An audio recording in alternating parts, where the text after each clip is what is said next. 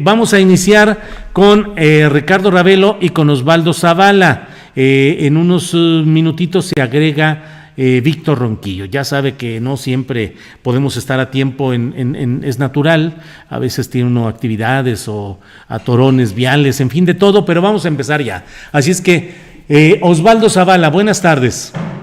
Hola, buenas tardes, Julio, un gusto saludarte. Ahora, por cierto, desde Ciudad Juárez, en casa de mis papás, que mandan saludos. Pues excelente, saludos a la familia, saludos a los papás de Osvaldo Zavala hasta Ciudad Juárez, Chihuahua. Gracias. Saludos también, Ricardo Ravelo, buenas tardes. Hola, Julio, buenas tardes, un gusto saludarte y un saludo también especial al auditorio y a Osvaldo. Gracias por la invitación esta tarde. Al contrario, vamos a ir entrando en materia. En un ratito más se incorpora Víctor Ronquillo. Osvaldo Zavala, ¿qué opinas sobre lo que está pasando en Chihuahua? Es un tema que combina política, movilización social, contexto electoral y también, pues, Guardia Nacional, la muerte de una persona y este México en el cual, pues pareciera, tú nos dirás, Osvaldo, que cada vez más hay protestas relacionadas con la defensa del medio ambiente, de la tierra, de las propiedades comunales, frente a un gobierno y un estado que tienen compromisos, como en este caso el Tratado Internacional de Aguas. ¿Qué opinas sobre este tema, Osvaldo? Pues sí, mira, yo creo que como hemos venido diciendo en las semanas en que hemos discutido pues cuestiones de violencia, hay al mismo tiempo generalmente un contexto mayor que es el de la disputa por recursos naturales en el país, y yo creo que eso es lo que en realidad moviliza o da todas estas razones difíciles de enfrentamientos y de confrontación entre comunidades, gobierno federal y por supuesto los intereses y distintas pues disputas por recursos naturales en el país. En el caso de Chihuahua, pues hay mucha información. Ahora yo he estado acá en estos días y pues he estado en contacto con amigos y con fuentes cercanas también en la cuestión específica de la Boquilla. Y lo que vemos es que, bueno, pues hay una disputa sobre el agua, por supuesto, hay una enorme sequía, parece que son 52 de los 67 municipios del estado que están en una sequía tremenda, y pues la disputa está, por supuesto, como bien señalaste, con la cuestión del Tratado Internacional de Aguas y la deuda que tiene México en razón de este tratado, que pues está tratando de cumplirse, y al parecer un acuerdo que había entre el gobierno federal y las comunidades agrícolas para ya terminar con la extracción de agua en estos meses, que al parecer ya se había llegado al límite. Ahora, dicho todo esto, creo que hay también pues todo un relato extra que tenemos que agregar a la situación. Me cuentan que en Delicias, pues como sabemos es notoria la producción de nogales, es una zona desértica que sin embargo pues tiene una enorme extensión de nogaleras y de intereses ahí agrícolas que están conectados pues con caciques, con grupos políticos poderosos, muchos de ellos por cierto vinculados al PAN, y parece que lo que también ocurre ahí pues es esta disputa sobre cómo se administra el agua. Muchas de estas nogaleras al parecer utilizan métodos de riego poco eficientes, anegan las tierras completamente, entonces ha habido como un rezago ahí de cómo utilizar estas aguas para un mejor riego, por un lado. Por otro lado, pues también al parecer pues hay una poca transparencia en cómo se ha determinado el uso de esta agua y la deuda que tiene México con Estados Unidos. Al parecer, hay quienes apuntan incluso pues que este tratado se ha convertido también en una suerte de venta de agua, ¿no?, por parte del gobierno federal hacia Estados Unidos. Entonces hay poca transparencia también del lado del gobierno federal. Ahora, ya sobre el conflicto propiamente, pues lo que me cuentan es que pareciera que muchos de estos intereses nogaleros son los que movilizaron a la toma de la Boquilla, el conflicto con la Guardia Nacional. Yo creo que por lo menos en lo que se ha visto de videos, podemos ver que la Guardia Nacional más que nada pues trató de contener el ataque, no fue al parecer el actor principal de la violencia, sino que eran los propios grupos que atacaron ahí las instalaciones de la Guardia Nacional en la Boquilla. Lo que me cuentan es que en el incidente en el que resultó muerta esta persona, creo que se llama Jessica, aquí tengo el nombre por aquí anotado, Jessica Torres me parece que es el nombre de la mujer que murió. Me cuentan que al parecer lo que ocurría es que un contingente de la Guardia Nacional fue atacado, que la Guardia Nacional al parecer no solamente intentó repeler el ataque, y ellos se exculpan del asesinato. Ahora no queda claro qué es lo que realmente ocurrió en este incidente, pero claro que políticos locales, sobre todo los panistas, pues están cooptando la narrativa de un ataque de la Guardia Nacional que cobardemente, como dijo un diputado federal, el diputado Mario Mata, supuestamente habría asesinado a estos campesinos, a esta gente de productores agrícolas, ¿no? Pero yo creo que hay una pregunta muy importante ahí primero, la actuación de la Guardia Nacional no queda claro. Yo creo que no estamos en condiciones de decir que la Guardia Nacional asesinó a estas personas. Yo creo que no hay información suficiente para decirlo, por un lado.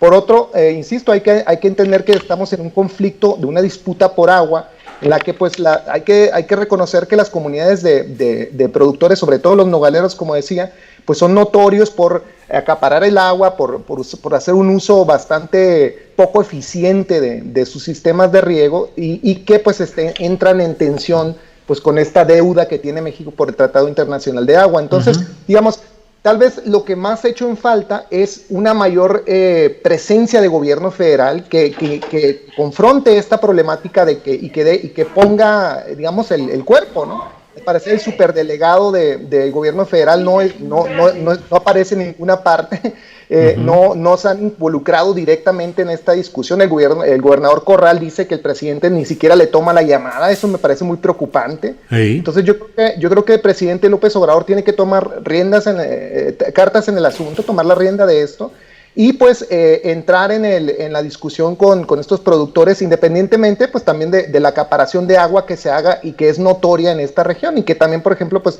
recordemos el caso de los Levarón, que también fue muy notorio cómo la familia Levarón también entraba en estas disputas sobre agua, y lo que también el presidente ha denunciado, que es muy cierto, este huachicoleo de agua, ¿no? Estas tomas clandestinas de agua que se hacen ilegalmente en el estado por parte de los agricultores, digamos. Entonces es un caldo de cultivo para una disputa compleja y que puede crecer desproporcionadamente si el gobierno federal no toma cartas en el asunto.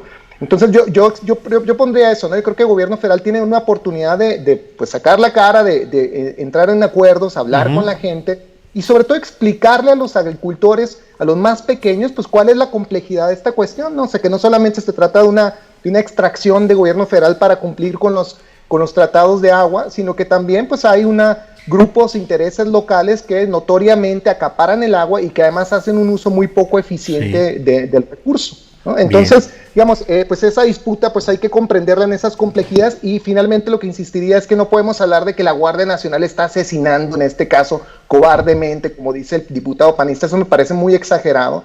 Los videos que estamos viendo no muestran eso para nada. Lo que estamos viendo más bien es un ataque que a lo mejor puede ser justificado, no lo sabemos, en las instalaciones, y que en todo caso al parecer la Guardia Nacional repelió este ataque. Yo creo que eso por lo menos tenemos que tomarlo con pinzas, ¿no? Bien, gracias Osvaldo. Sobre el mismo tema, Ricardo Ravelo, por favor, sobre lo que ha sucedido en Chihuahua, en este contexto que hemos hablado, político, electoral, social, y bueno, también la presencia, este tema de la Guardia Nacional y de una muerte que ya hubo ahí. ¿Qué opinas, Ricardo? Sí, mira, bueno, es la consecuencia de un conflicto que por negligencia o por cuestiones políticas se dejó crecer. Digamos, este convenio que tiene Estados Unidos y México es del año 40, del 44. Hay un adeudo de agua que no se ha saldado, pero me parece que aquí, digamos, esta sinrazón de un grupo y de otro está dando al traste con una equidad que me parece que es la que debe imperar para llevar a cabo una negociación entre las dos partes, digamos, entre lo que le corresponde al gobierno de Estados Unidos o a esa zona territorial de Texas, y por otro lado la parte que corresponde a Chihuahua. A mí me parece una cerrazón y un argumento bastante mezquino, que no va a llevar a ningún punto, digamos, de coincidencia ni de solución. El hecho de que el gobernador Corral, por ejemplo, argumente que México no le puede pagar el agua que le debe a Estados Unidos porque ponen en riesgo a la agricultura de Chihuahua. Sin embargo, bueno, esto negarlo nada más porque, bueno, si te doy la parte que te corresponde, pues yo entro en etapa de sequía y pongo en riesgo mis territorios, sin considerar que del otro lado, pues también hay un reclamo legítimo, ¿no? Uh-huh. Entonces, esta sinrazón, pues está llevando al conflicto, y este conflicto obviamente está siendo un caldo de cultivo también para grupos políticos que aprovechan esta situación de desorden y de vacío de autoridad para llevar agua a su molino, para agitar a la gente, y bueno, con las consecuencias que ya vimos de este asesinato. Bueno, es un ataque a una pareja en particular, lo que se sabe. Hasta donde se puede ver, pues la Guardia Nacional intentó contener esta andanada social allí en esta instalación, pero fue insuficiente. Lamentablemente creo que se salió de control por falta de elementos. Creo que no eran suficientes, eran mayoría los protestantes. Y esto, bueno, trajo como consecuencia que hubiera incluso disparos y lamentablemente la muerte de esta señora. El esposo está, según el reporte último, está pues bastante grave. Y ahora, bueno, para aclarar si tuvo o no que ver la Guardia Nacional en esta agresión, pues parece que van a ser citados a declarar algunos elementos de esta institución, para que se aclare. Creo que sí hay un poco de confusión. Digo, hay algunos elementos que, como dice Osvaldo, un video y algunos datos ahí sueltos, que parece que desligan a la Guardia Nacional de esta agresión, pero bueno, creo que para evitar cualquier tipo de dudas y suspicacias, sí se tendría que indagar de fondo y explicar cómo ocurrieron los hechos. Por eso creo que ahí sí tiene razón el gobernador Corral. La fiscalía debe de investigar este asesinato, este ataque a esta persona, que por lo que se infiere, pues vino de toda esta revuelta, esta confusión, derivado de un conflicto que lleva años y que ningún gobierno le ha puesto solución, ni el gobierno del estado en Chihuahua, ni el gobierno federal, ni la Comisión Nacional del Agua, es decir, ninguna autoridad. No obstante que se conoce que hay un conflicto, pues como todo, ¿no? Como todo lo que se deja al tiempo, pensando que el tiempo lo va a resolver, pues ese es un grave error, ¿no? Porque los problemas se atacan en el momento, nunca se dejan para después, porque luego se convierten en dilemas que luego, como ocurre ahora, se cortó por ahí, se cortó el internet y no tenemos ahorita el audio con Ricardo Ravelo, el de allá, se cortó el de allá, el de aquí está bien. Bueno, pues mientras reinstalamos el internet con Ricardo Ravelo, Víctor Ronquillo, ¿cuál es tu opinión sobre este tema de lo sucedido, de lo que está sucediendo en estos momentos en Chihuahua? Por favor, Víctor, bienvenido. Bienvenido, gracias a ustedes, y bueno, una disculpa por llegar un poco tarde, pero mira, creo que hay muchos elementos que entran en juego. Voy a tratar de colocar algunos para que el público que nos escucha entienda el contexto en que se dan estos hechos y vayamos a lo que podemos considerar la dimensión de lo que está ocurriendo en Chihuahua. Lo primero que hay que mencionar es que, bueno, esto se da días después de esta reunión el lunes pasado, sí, de la Alianza Federalista, precisamente en Chihuahua. Esta reunión se da justo en el momento en que arranca plenamente lo que podemos considerar ya el proceso electoral de 2021. Otro elemento en relación a este contexto que podemos considerar electoral y político es, desde mi punto de vista, y quizá estoy siendo atrevido, mi querido Julio, sobre todo pues delante de ti a adelantar este juicio, pero me parece que el único personaje en el escenario de la política mexicana que tiene los elementos de reflexión, de discurso, de presencia política, de conocimiento de la realidad histórica, política, social del país, es Corral. O sea, no veo otro posible en términos de oposición a lo que puede considerarse el propio López Obrador. Con eso a lo mejor estoy destapando a Corral, ¿no?, para la elección, para presidente, pero no hay duda de que esto es parte de ello. Entonces estamos viendo la confrontación entre dos poderes políticos muy fuertes, porque no hay duda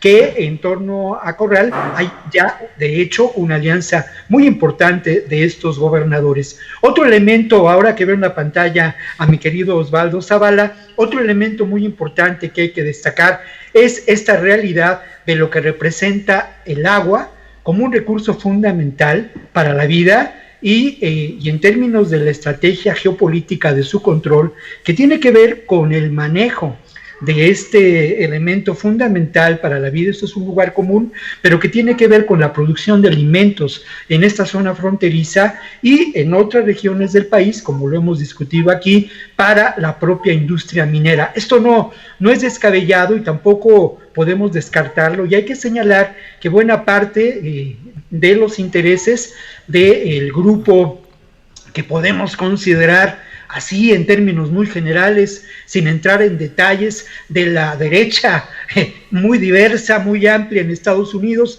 vinculada a este apetito de control de recursos y explotación de ellos, pues bueno, promueve precisamente ese control.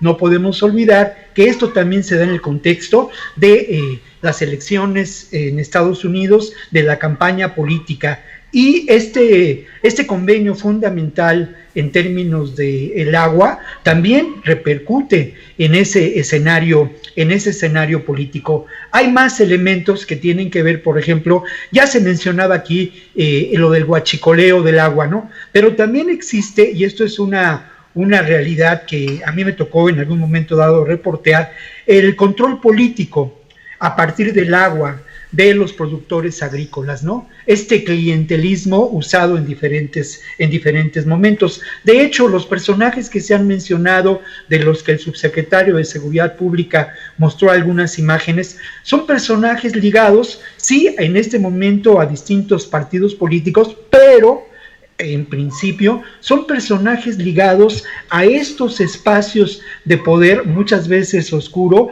que tienen que ver con el control de, pues esto, ¿no?, de los distritos de riego, con asociaciones de productores, en fin, son personajes, digamos que en el escenario de la política nacional aparecen por primera vez presidentes municipales, incluso algún personaje ahora ligado a Morena, pero que tienen que ver con esta realidad, ¿no?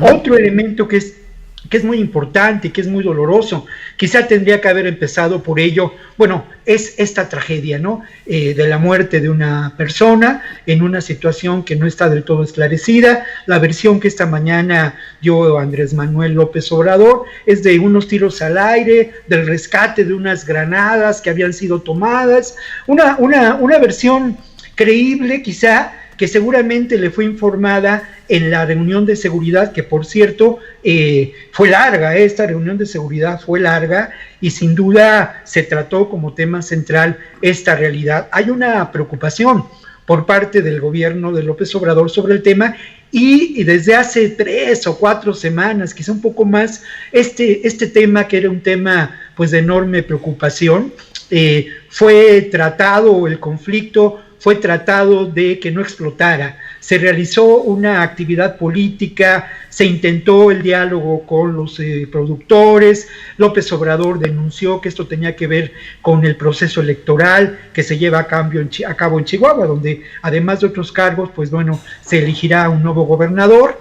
Y bueno, también la posición de que, bueno, hay que pagar este recurso hidráulico porque la presión por parte de los productores del lado de Estados Unidos es muy fuerte, y esto también es cierto. Entonces, todos estos elementos, el más importante de ellos y el más doloroso es la pérdida de la vida decía, es Jessica Silva, Osvaldo, ¿no? Y es una mujer de mediana edad, madre de 3 adolescentes.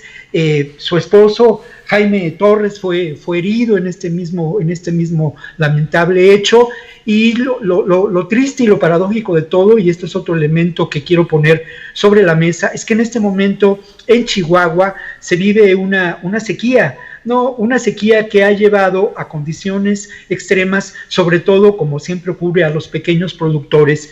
Jessica es hija de una pequeña productora, de alguien que tenía una hectárea cercana a este lugar en el municipio donde pues ella fue sepultada ayer, y es una pequeña hectárea en la que producía en el mejor momento alfalfa. Obviamente en este momento pues es una hectárea que se encuentra desecada. Otro elemento para mirar la dimensión de este conflicto que se da entre el centro y el norte del país, ojo con ello, que es importante la ubicación geográfica de este conflicto. Pero otro elemento es que hoy en la mañana las instalaciones de la Fiscalía General de la República en Chihuahua fueron tomadas, digo, no tomadas, pero fueron cercadas, esa es la palabra. Sí. Fueron cercadas ni más ni menos que por la policía estatal. Lo otro, pues se habla, y no sabemos, al final de cuentas este hecho tendría que ser, así me lo parece, investigado por la Procuraduría de Justicia del Estado de Chihuahua, pero indudablemente también existen elementos que podrían atraer a la investigación. Entonces quizá nos encontremos con 2 investigaciones que se llevarán a cabo, y en la que no sé qué resultados encontraremos.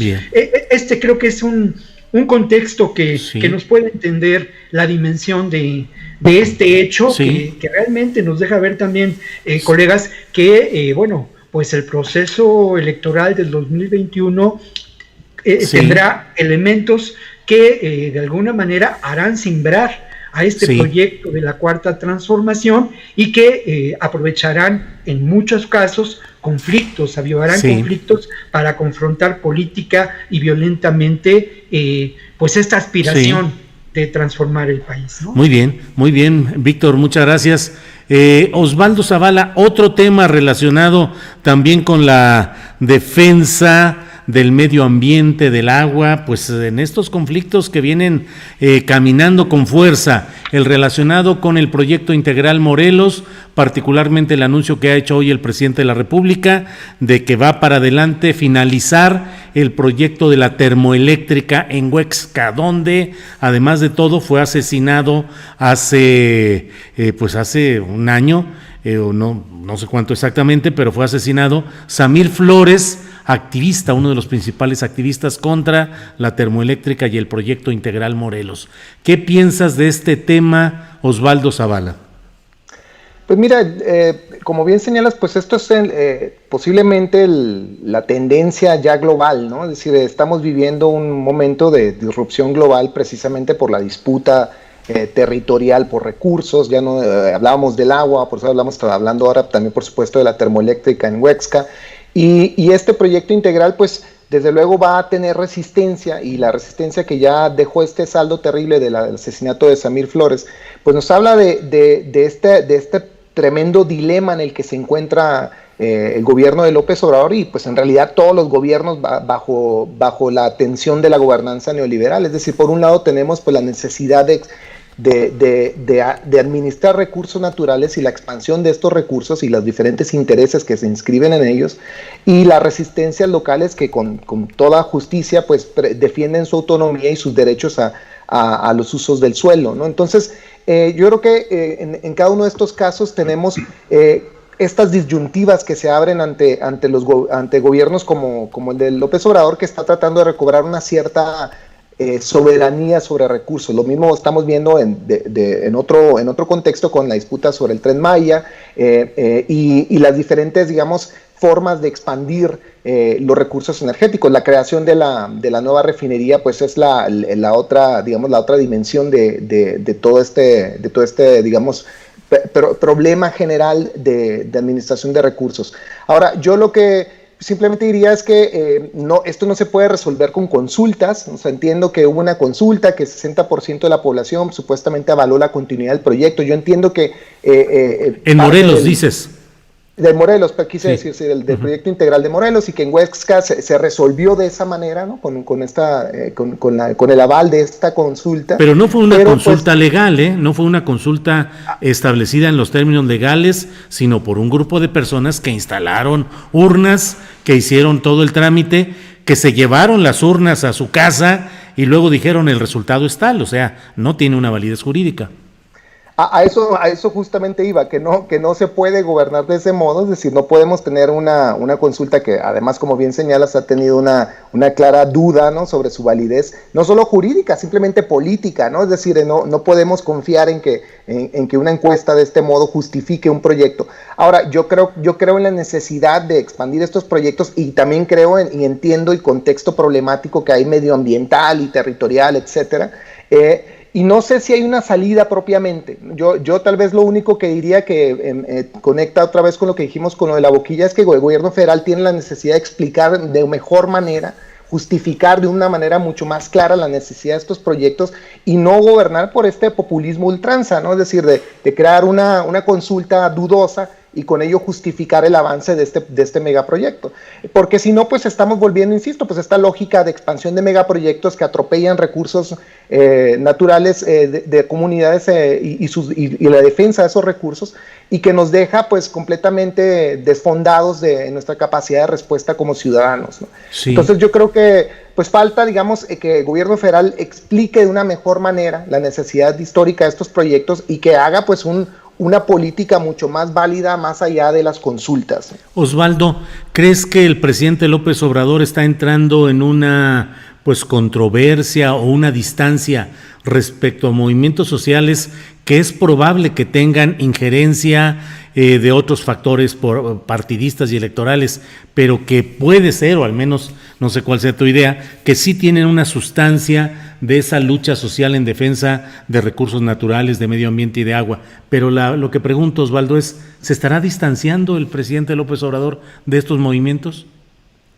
No sé si distanciándose es la palabra correcta. Yo diría que todo gobierno tiene que tener una marcada distancia en torno a movimientos civiles. Distancia, me refiero a una distancia de gobierno, distancia de liderazgo. Es decir, por ejemplo, entiendo que la creación de la nueva refinería tiene serios problemas medioambientales, que se puede acusar muchas cuestiones, ¿no?, con respecto a la creación de la refinería, pero también entiendo que México como país petrolero pues debería poder aprovechar mejor sus recursos naturales, y lo que lo hemos comentado antes, no es posible que se hagan estos reclamos a México, que tiene apenas 6 refinerías de petróleo, mientras que países como Estados Unidos, donde hay 130 refinerías, pues se llevan toda nuestra materia, la refinan y nos regresan el petróleo ya refinado y con un precio de vuelta mucho mayor. Entonces sí, yo creo que tiene que haber una distancia, y necesariamente hay una tensión entre gobierno federal y los movimientos activistas que defienden territorios, y yo creo que más que una distancia, más que cerrar esa distancia, se tiene que negociar políticamente, se tiene que establecer una discusión en la que no hay solamente ganadores y perdedores, sino que en la que tiene que haber un compromiso, y donde tenemos que aceptar los costos que a veces no nos gustan de la reconstrucción de una soberanía sobre energéticos. Es decir, yo entiendo los reclamos comunitarios, yo defiendo la autonomía de las comunidades también a explicar y a decidir por ellos mismos parte de sus derechos, ¿no? Pero por otro lado entiendo también la necesidad de gobernar y de avanzar proyectos de reconstrucción de soberanía sobre energéticos. Sí. Es decir, creo que estas son las disputas que se hacen generalmente a un modo global, y que se centran generalmente en torno a países subdesarrollados o en vías de desarrollo, mientras que los países desarrollados, que saquean constantemente energéticos a nivel global, pues se siguen saliendo con la suya, ¿no? O sea, creo que tenemos que encontrar una manera de establecer un acuerdo entre el gobierno federal y los movimientos de defensa de estos recursos, y que el gobierno federal pues desde luego es el encargado de conducir estas conversaciones, pero no podemos esperar que simplemente el gobierno se repliegue, tampoco podemos esperar que ignore el reclamo, ¿no? Yo creo que ignorar el reclamo no nos lleva a ninguna parte, ¿no? Bien, gracias, Osvaldo. Bueno, regresamos, Ricardo Ravelo, esperando que no nos juegue otra mala pasada el internet, por favor, sobre este tema.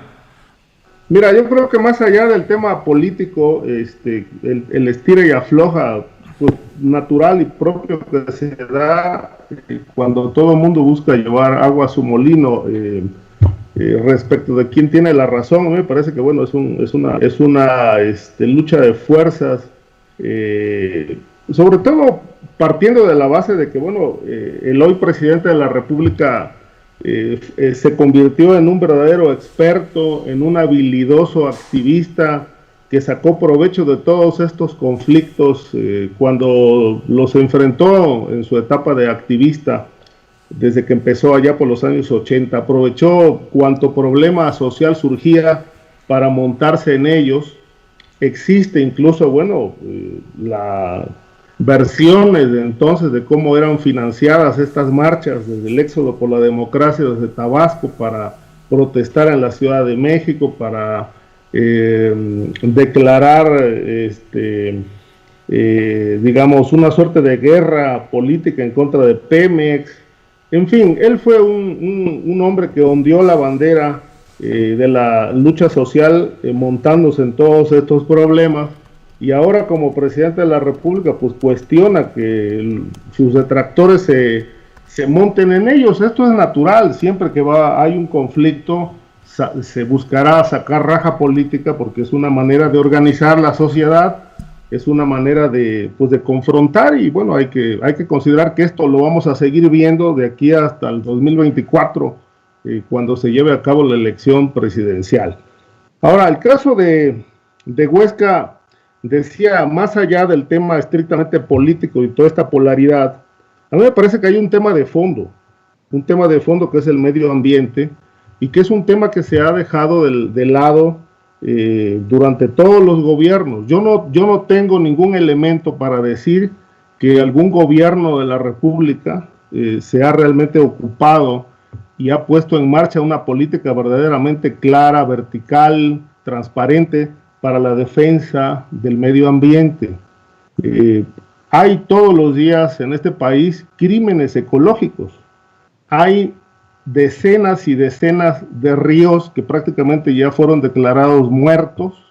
Uno de ellos el río Coaxacualcos en la zona sur de Veracruz, otros el río Papaloapan también en la zona centro, entre otros múltiples afluentes que realmente son factores y focos de contaminación y de muertes en todas estas zonas. El caso de Huesca brotó y tronó a raíz de una protesta por un reclamo que me parece legítimo, que no existía transparencia en el proyecto de la termoeléctrica para garantizar que no se desecharan residuos al río de la zona, que es el río que corre por el municipio donde está la planta, ¿no? Sin embargo, hoy justamente el titular de la Comisión Federal de Electricidad, Manuel Bartlett, pues de un plumazo dijo, bueno, el asunto está resuelto porque vamos a construir plantas de tratamiento para garantizar que el agua que se deseche de la termoeléctrica pues no contamine el río ni el medio ambiente. Pero eso nos dijeron también hace muchos años cuando se echó a andar a la planta de Laguna Verde en Veracruz, y hoy es un verdadero misterio qué pasa con todos los desechos radioactivos.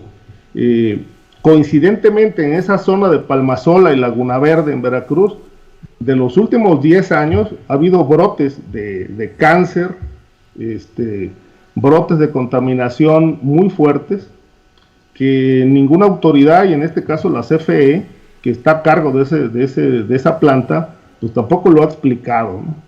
Y el caso de Huesca, me parece que este fondo habría que cuestionarlo y darle seguimiento, porque estas soluciones que se dan en el escritorio, donde, bueno, se resuelve el conflicto legal con los amparos interpuestos, es un conflicto largo, viene del 2011, cuando inició el proyecto.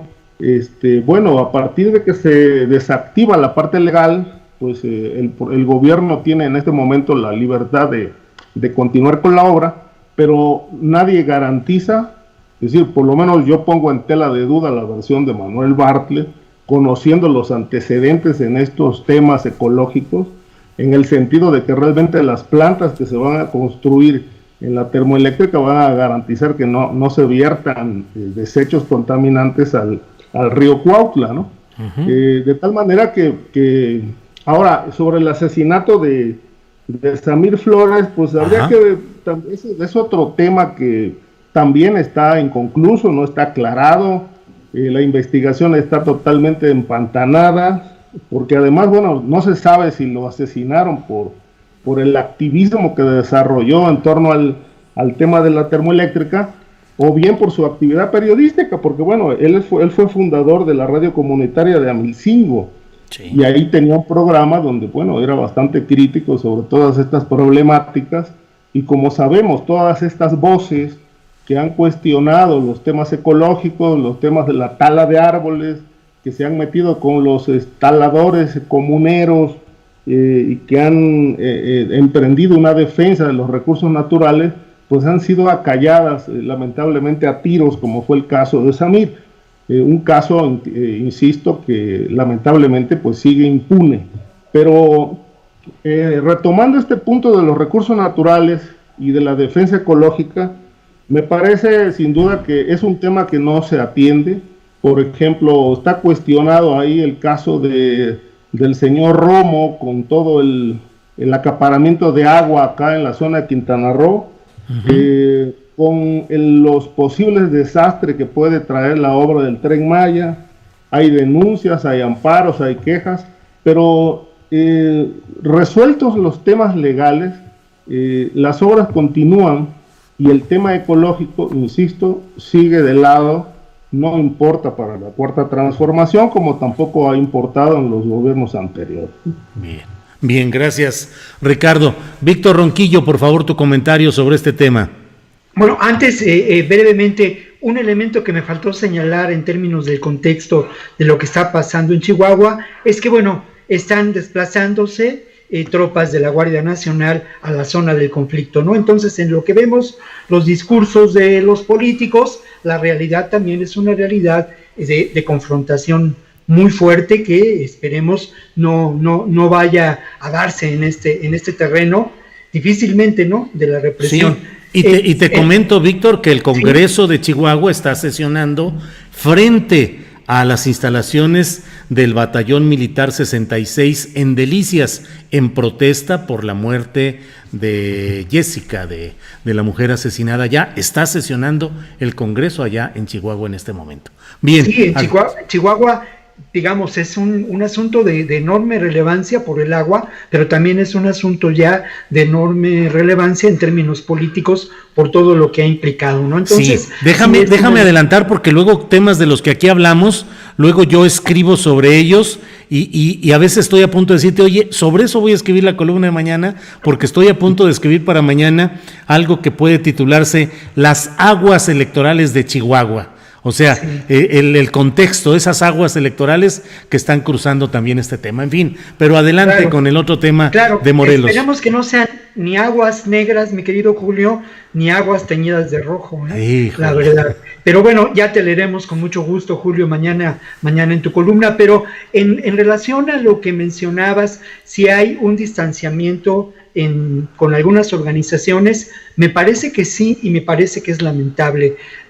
Esto tiene que ver mucho, y hay diferentes digamos, temas, ¿no?, en relación a ello. Me parece que la salida de Víctor Toledo es muy grave en términos de que él, además de ocuparse de temas medioambientales, además de tener una posición muy clara en términos de la defensa del derecho medioambiental y una posición muy clara también en relación a lo que puede ser un gobierno de perspectiva auténticamente de izquierda, su salida también evita que haya una interlocución con muchas de estas organizaciones, sobre todo las medioambientales. Y luego lo otro es que, pues en la semana pasada se presentaron algunos datos sobre el financiamiento de algunas de las organizaciones.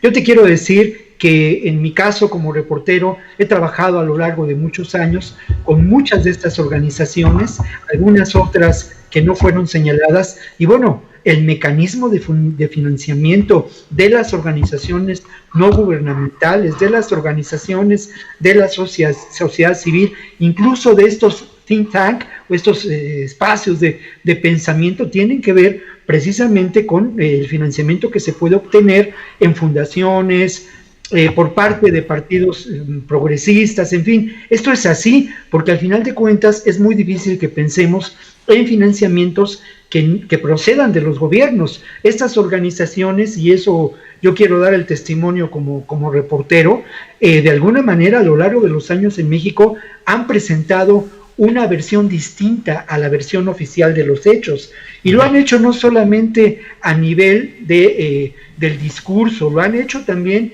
en un acompañamiento cercano, humano, de las víctimas de las violaciones a los derechos humanos.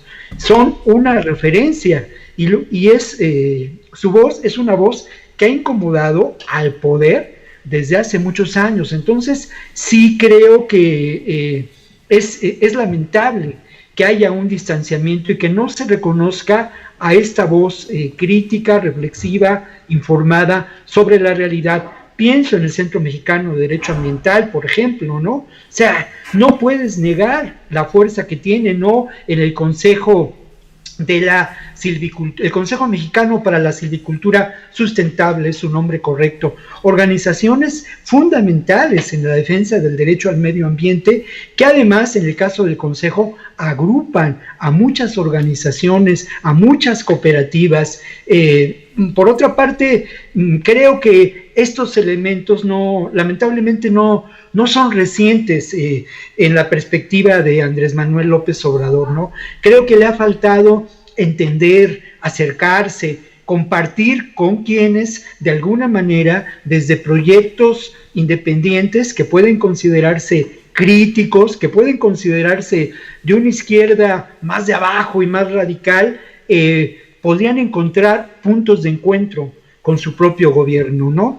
Y ya lo mencionaba yo en otros momentos, porque quizá como dicen algunos periodistas, ¿no? Como se decía, en la lógica de López Obrador, bueno, la alianza tiene que ser para lograr este proyecto de transformación con las Fuerzas Armadas, pero si pensamos, también hay otras alianzas que podrían tejerse a diferencia de las Fuerzas Armadas, que son al final de cuentas parte de este mismo sistema, de este Estado mafioso del que hemos hablado en otras ocasiones. ¿Por qué no establecer alianzas con estos grupos sociales, con estas organizaciones que de alguna manera, con la parte de la academia, con los periodistas de izquierda, con todos aquellos que de una manera o de otra, desde hace 25 o 30 años, mi querido Julio, pues hemos puesto la piel, como tú mismo, como Ricardo, para que este país sea distinto? O sea, ahí creo que hay un tema de fondo también entre lo que López Obrador, de una manera muy pragmática, y te cito a ti, Julio, y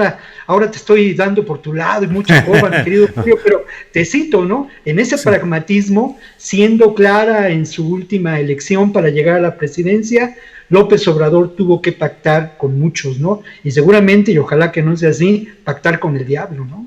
Pues sí, bien, pues gracias por este análisis y por tus palabras, Víctor Ronquillo. Y bueno, vamos ahora con Osvaldo Zavala. Osvaldo, pues en el presupuesto de egresos para el año que entra, pues todo se reduce, se quitan programas, se reduce dinero para muchas áreas, y lo único que sigue arriba creciendo es el presupuesto para la Defensa Nacional, para la Secretaría de Marina, y bueno, en alguna nota por ahí del Universal se habla también de que habrá un ingreso, un aumento menor, pero para el área de salud, particularmente el Seguro Social. Algo más, Osvaldo. El director general de administración del ISSSTE, que antes lo ocupaba un civil, Pedro Centeno, que era un activista relacionado con pues todas las campañas y la actividad de Andrés Manuel López Obrador, es decir, un político, pues ha sido sustituido por un general del ejército para director de administración del ISSSTE. Pero en fin, sobre el presupuesto y los aumentos a Sedena y a Marina, ¿qué opinas, Osvaldo Zavala? Pues mira, antes de entrar en eso de lleno, yo nada más quería agregar una última cosa con la cuestión de la termoeléctrica y lo que decía Víctor, que me parece importante que, claro, que la salida de Toledo, de Semarnat, que en algún momento llamó ecocidio a todo el fenómeno de extracción y de dependencia de recursos naturales que hace la gobernanza neoliberal, pues parece que no, como decíamos, no hay mucha salida al respecto, ¿no? A mí lo que me inquieta de todo esto es que finalmente, que va a conectar con el caso de la militarización, es que en realidad pareciera que es muy difícil dar marcha atrás a estas inercias de la gobernanza neoliberal. Es decir, no podemos parar la extracción de recursos, no podemos parar la continuidad de megaproyectos de la refinería del petróleo, de la explotación del gas natural, de la minería, etcétera. Y pareciera que entonces lo que toca para un gobierno como el de López Obrador es de algún modo reclamar una cierta soberanía. Entonces, por eso mi preocupación con cómo establecer una cierta negociación o una cierta forma de hacer política que vaya más allá de simplemente avanzar con estos proyectos independientemente de la oposición. Entonces yo creo que ese ecocidio de que hablaba Víctor Toledo en su libro importante, ¿no? De donde estableció todas estas cuestiones, del mismo nombre ecocidio, pues es imparable en ese sentido. Bueno, ahora con la cuestión del paquete de expansión, ¿no? Del plan económico 2021, pues mira, otra vez de lo que hemos hablado insistentemente en las últimas semanas, la profunda militarización del país. Se habla de un aumento de 14,430 nuevos puestos para Sedena, que es un aumento del 6.3%, es decir, estamos en la austeridad republicana, pero no hay austeridad republicana para las Fuerzas Armadas, al parecer. 5,866 nuevos elementos para Marina, un aumento del 8.5%. Y lo que señala es que me parece muy preocupante que el nuevo titular de finanzas del ISSSTE sea un militar, ¿no? Jens Pedro Lohmann. Y hay que decirlo que este militar era el comandante de la cuarta región, de la cuarta zona militar, ¿no?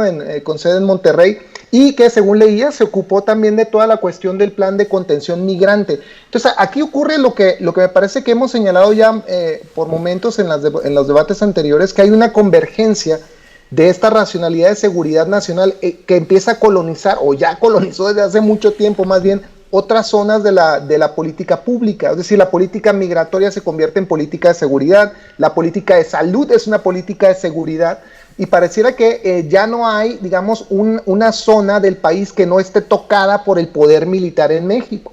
Entonces me parece muy extraordinario todo esto, porque va más allá incluso ya de la necesidad de la pacificación del país. Estamos apostando a que en un momento de supuesta conversión, alejándonos del neoliberalismo, estamos refortaleciendo pues uno de los grandes pilares del neoliberalismo global, que es el poder militar. Es decir, se entiende erróneamente que bajo el neoliberalismo los estados-nación se hacen más pequeños, y eso puede ser cierto en los sectores de bienestar y de salud asistencial, etcétera, pero bajo la gobernanza neoliberal el poder militar generalmente crece.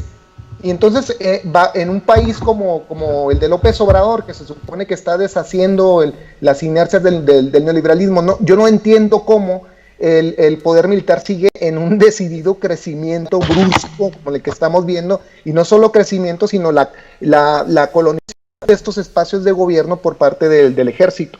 Entonces a mí me preocupa mucho porque pues,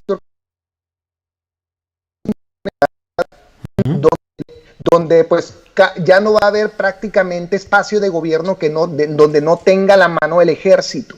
Y me parece que eso es sumamente preocupante, y no sé exactamente el giro, digamos, el objetivo político final de todo esto. Yo creo que el gobierno de López Obrador ha probado ser hábil, astuto en su relación con las Fuerzas Armadas, pero creo que esto va más allá de una relación productiva. Yo creo que estamos hablando de una serie de concesiones que a mí me inquietan mucho, y que pues desde luego van a quedarse ahí después de que termine el sexenio de López Obrador, y que imagínense en un gobierno de derecha, pues cómo operaría este país militarizado. Es decir, es en buena medida, tal vez la comparación es equívoca o injusta, pero me recuerda mucho al proceso de crecimiento de las Fuerzas Armadas que se dio durante el sexenio de Vicente Fox, y que preparó un país profundamente militarizado, que con la llegada de Felipe Calderón pues nos llevó inmediatamente al sitio de guerra que todos vimos con la supuesta guerra contra el narco. Entonces imaginemos que al final del sexenio de López Obrador en 2024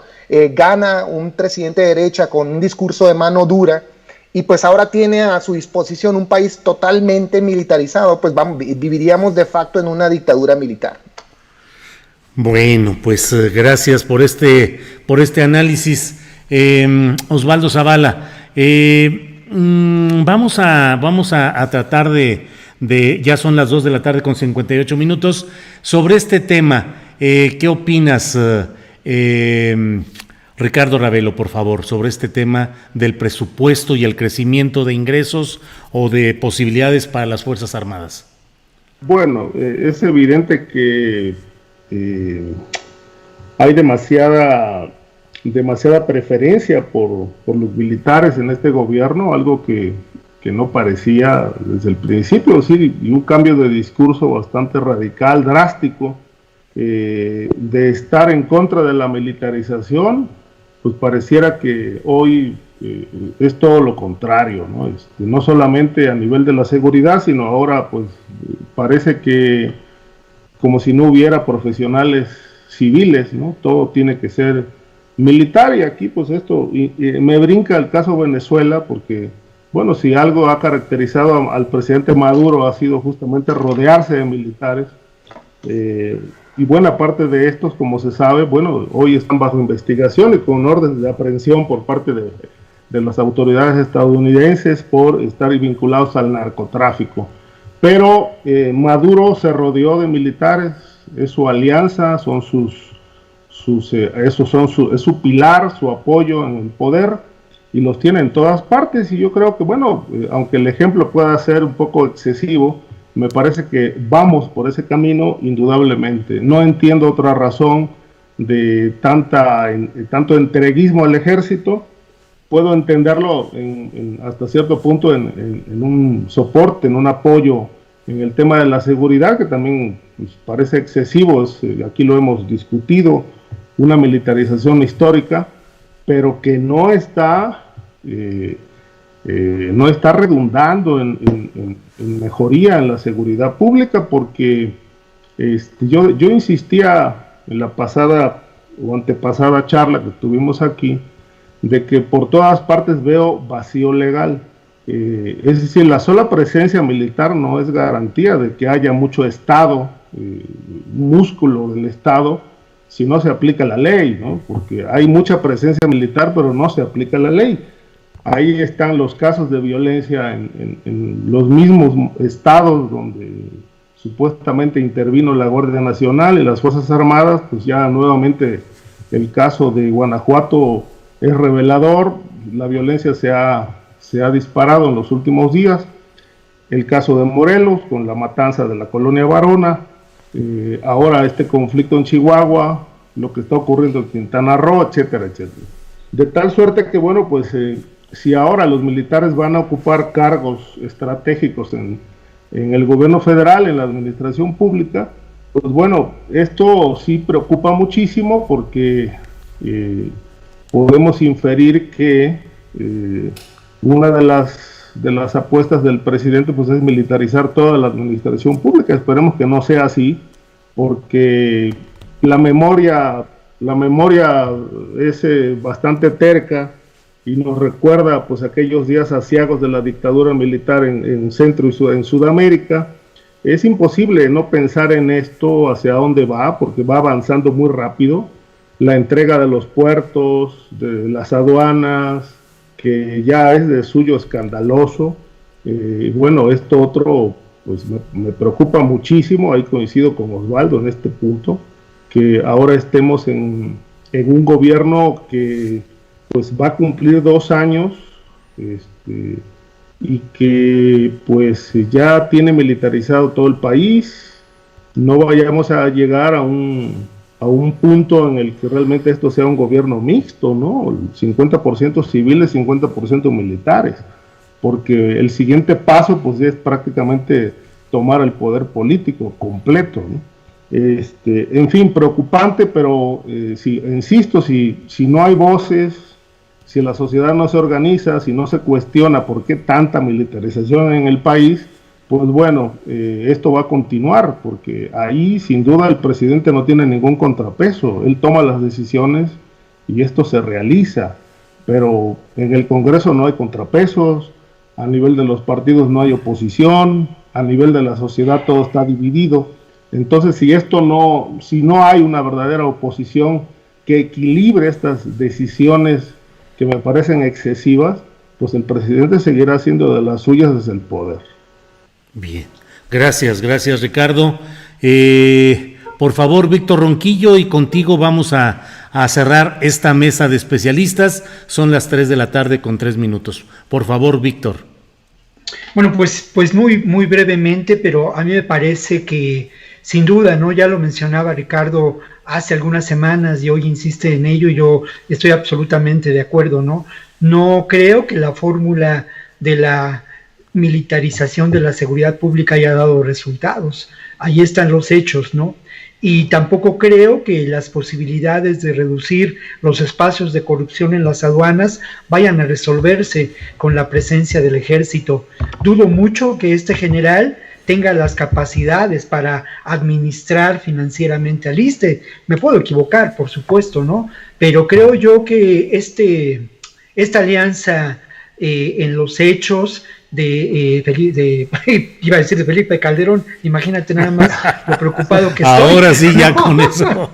Pero bueno, de Andrés Manuel López Obrador, marca precisamente un momento distinto, ¿no? Ni siquiera en el gobierno de Felipe Calderón, y valga la pena que lo nombré, el ejército ocupó espacios tan importantes, ¿no? No creo que en este momento los espacios de decisión política en términos neurálgicos sean ocupados por el ejército. Me parece que ahí sí cabe la prudencia, ¿no? Y bueno, tratando de pensar cómo lo justifica López Obrador en su razonamiento político, habría que pensar que de alguna manera piensa él en la historia, ¿no? Esta referencia constante a los liberales del siglo XIX, al ejército que de alguna manera fue heroico en la defensa del país durante la Guerra de Reforma, encabezado por el presidente Juárez, ¿no? Creo que por ahí hay una visión de López Obrador al pensar que este ejército tiene esas mismas características. Y luego lo otro, en términos más cercanos, el pensar que, por ejemplo, el ejército mexicano puede encontrar similitudes con el ejército cubano que fortaleció la transformación de la isla, ¿no? De una realidad muy lamentable a una realidad política y social distinta. Por otro lado, también el pensar que en el caso de Chávez, el ejército fue fundamental para mantener y llevar adelante la malograda transformación de este país, ¿no? Pero creo que se olvida el pasado histórico de este ejército, ¿no? Y este ejército, desde mi punto de vista, es un ejército que desde su fundación como tal, es un ejército ligado a las causas más oscuras. Fueron los federales de la revolución, fueron también, sin duda, los represores más violentos en el 68, fueron también el ejército los que actuaron y llevaron a cabo la llamada Guerra Sucia, que no fue otra sino el aniquilamiento de los opositores. Y hay además una acción de violencia, de represión, que tiene que ver con la desaparición de muchos activistas, de muchos disidentes políticos en los últimos años. Y por otro lado, tampoco podemos olvidar las alianzas establecidas por este ejército con grupos de poder fáctico ligados al crimen organizado. Entonces me parece que es un grave error de visión política y que lo que yo temería es que en los próximos meses tengamos en puestos claves de decisión política a integrantes del ejército.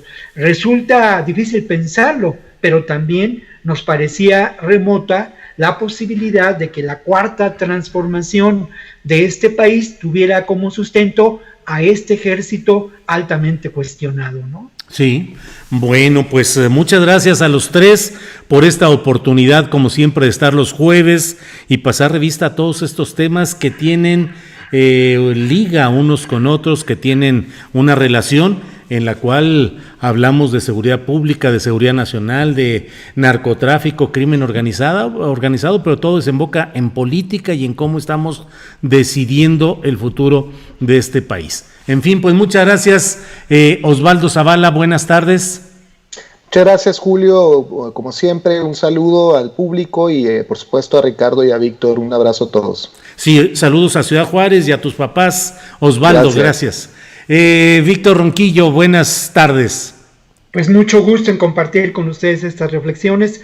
Un abrazo para ustedes y obviamente pues un saludo afectuoso para el público que se digna escucharnos, ¿no? Claro, muchas gracias. Víctor Ricardo Ravelo, buenas tardes.